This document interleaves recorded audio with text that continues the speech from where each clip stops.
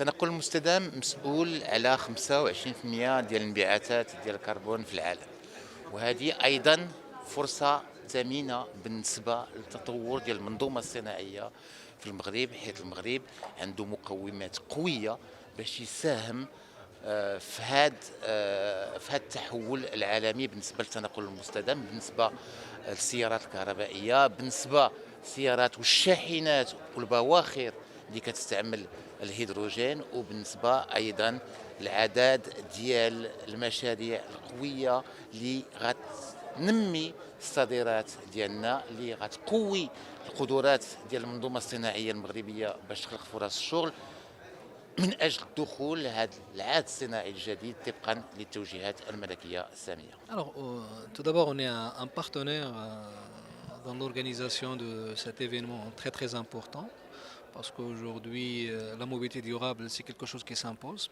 et qui interpelle pratiquement l'ensemble des acteurs concernés. Nous, au niveau de la NARSA, on est au cœur de la problématique pour différentes raisons. Et mon intervention au niveau de ce workshop, c'est surtout pour présenter un petit peu l'apport des nouvelles technologies pour l'amélioration de la sécurité routière, parce qu'il y a un lien direct entre le comportement de l'usager et la mobilité durable. Il y a un lien direct également entre, notamment en ce qui concerne les vitesses pratiquées, le comportement sur la voie publique, également l'encadrement du comportement et tout ça. Donc nous avons au niveau de la NARSA, donc tout ce qu'on fait aujourd'hui en termes de contrôle par radar automatisé ou par les radars qu'on met à la disposition des corps de contrôle, notamment la gendarmerie et la DGSN. Donc ça va dans le sens de réduire la vitesse et ramener la vitesse à un niveau acceptable réglementaire, et la vitesse a un lien direct avec l'émission de gaz à effet de serre. Aussi, on travaille dans le déploiement donc, de nouvelles technologies pour tout ce qui est encadrement du comportement, dans le sens où assurer un système de tracking, donc, notamment pour les conducteurs professionnels. Et aujourd'hui, l'ANARSA a lancé avec le ministère un grand programme qui s'appelle Safe Autocar. Et Safe Autocar, donc c'est le renouvellement du parc des autocars qui circulent aujourd'hui au Maroc, donc pour rajeunir un petit peu la flotte des autocars. Et aussi, il faut que ces autocars soient équipés donc des nouvelles technologies qui vont aider le conducteur à adopter un comportement respectueux de l'environnement, respectueux donc de la sécurité routière. Alors, la CGEM est fortement mobilisée d'abord sur les sujets de développement durable depuis plusieurs années de cela.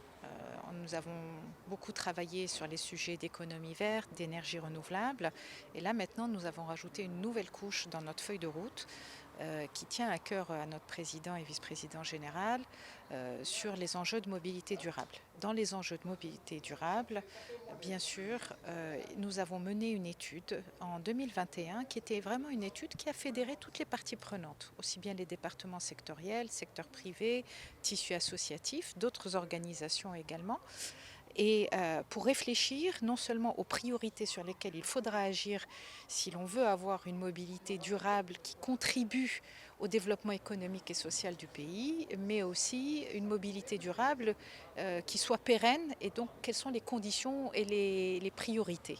Et dans les priorités que nous avons identifiées, bien sûr, la première, elle est liée à tout le cadre réglementaire, institutionnel.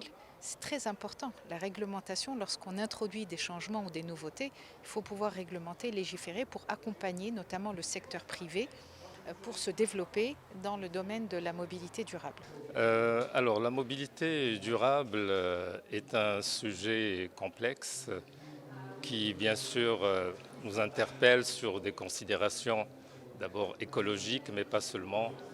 Et la dimension humaine est importante, qui est approchée donc par son volet social, et bien sûr les considérations économiques en matière donc, de développement, d'accessibilité à ces moyens durables.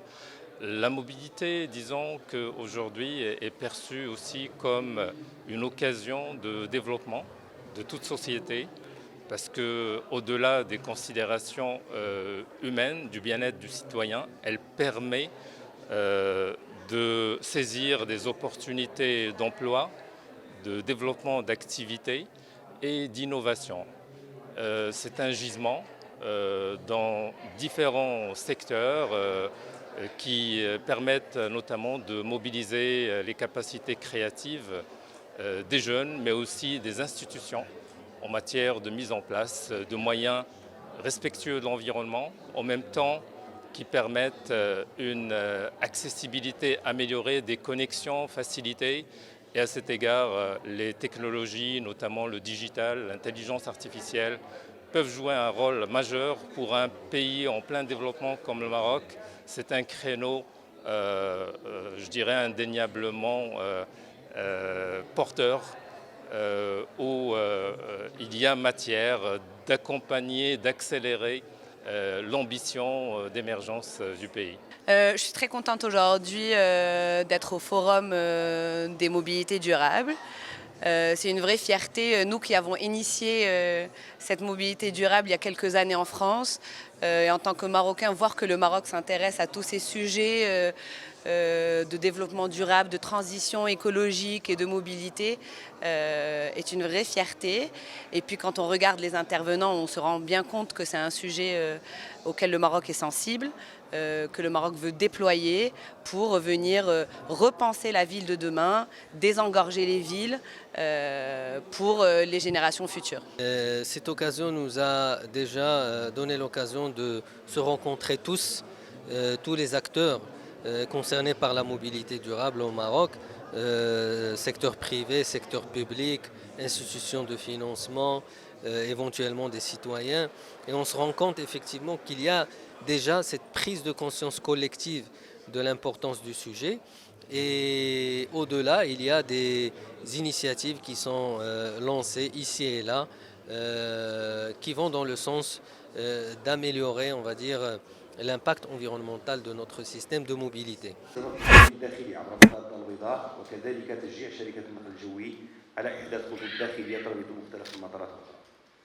أما فيما يخص النقل البحري وخاصة خلال عملية العبور